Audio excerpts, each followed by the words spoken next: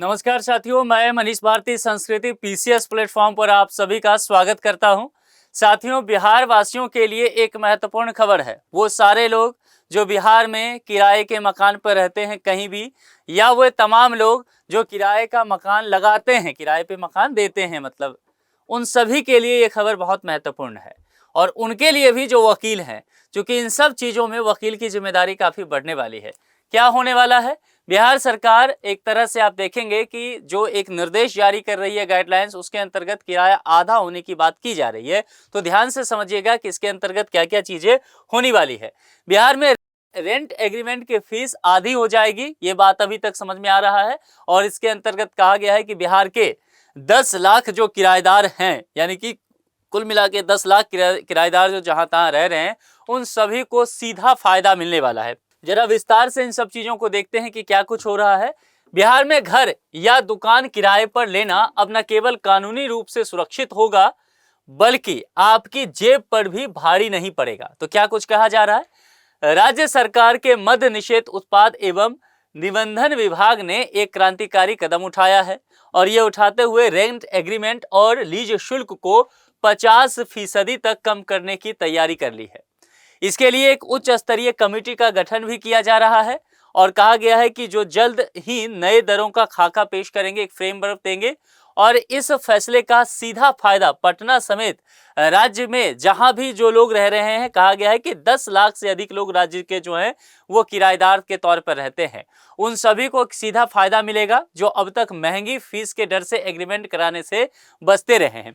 क्या कुछ यहाँ पर कहा गया है, जरा देखिए। कहा गया है कि फीस जो है वो आधी की जाएगी। तो कितना खर्च घटेगा? पटना नगर निगम के आंकड़ों के मुताबिक, एक केस स्टडी ले लेते हैं पटना नगर निगम का।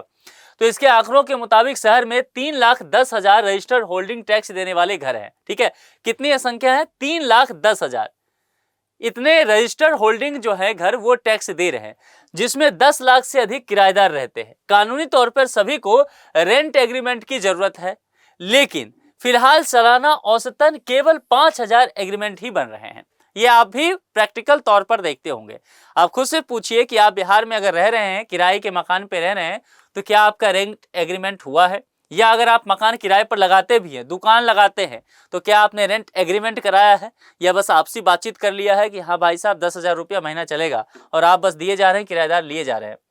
तो कुल मिलाकर के यही एक व्यवहारिक तौर पर बातचीत है। अब देखिए, ये सब चीजें कहने के लिए तो ठीक है, लेकिन इस वजह से कई बार बहुत विवाद होता है ना। और उन्हीं विवादों को बचाने के लिए इस तरह की कोशिश की जा रही है। दूसरी बात क्या है कि शुल्क बहुत लगता है, तो किराएदार भी इससे बचना चाहते हैं, और जिनका मकान या दुकान है वो भी इस पूरी प्रक्रिया से बचना चाहते हैं। अभी देखिए, अभी कुल किराया का 0.5% जो है वो है स्टाम्प ड्यूटी, और 2% जो है निबंधन शुल्क देना पड़ता है, रजिस्ट्रेशन फी देना पड़ता है। यानी कि जो कुल किराया है उसका 2% आपको रजिस्ट्रेशन शुल्क देना पड़ेगा, और स्टाम्प ड्यूटी 0.5% देना पड़ेगा कुल किराए का। उदाहरण के तौर पर 10 लाख रुपये कुल किराया होने पर 5,000 स्टाम्प ड्यूटी और 20,000 रजिस्ट्रेशन शुल्क देना पड़ेगा। तो कुल मिलाकर के 10 साल के एग्रीमेंट पर कुल खर्च करीब 25,000 रुपये बैठता है। अब लोग सोचता है कि फिर ये 25,000 रुपया क्यों ही देना गवर्नमेंट को। ठीक है, अब इन्हीं सब चीजों को कम किया जा रहा है। नोटरी नहीं, रजिस्ट्री एग्रीमेंट ही मान्य होने की बात भी की जा रही है। अब यहाँ पर देखेंगे, जो प्रक्रिया को लेकर के बात की जा रही है उसके अनुसार कहा गया है कि रजिस्ट्रेशन एक्ट के तहत रेंट और लीज एग्रीमेंट का निबंधन रजिस्ट्री है, यानी कि 1 साल से कम अवधि का एग्रीमेंट भी बिना रजिस्ट्रेशन कानूनी मान्यता नहीं पाता है। तो रजिस्ट्रेशन अनिवार्य है। वहीं अधिवक्ता कुछ कह रहे हैं, जैसे कि अनिल कुमार उद्योगी, ये बताते हैं कि नोटरी एक्ट में रेंट या लीज एग्रीमेंट का प्रावधान है ही नहीं। विवाद यदि होता है तो विवाद की स्थिति में रजिस्ट्री के दस्तावेज ही मान्य होते हैं।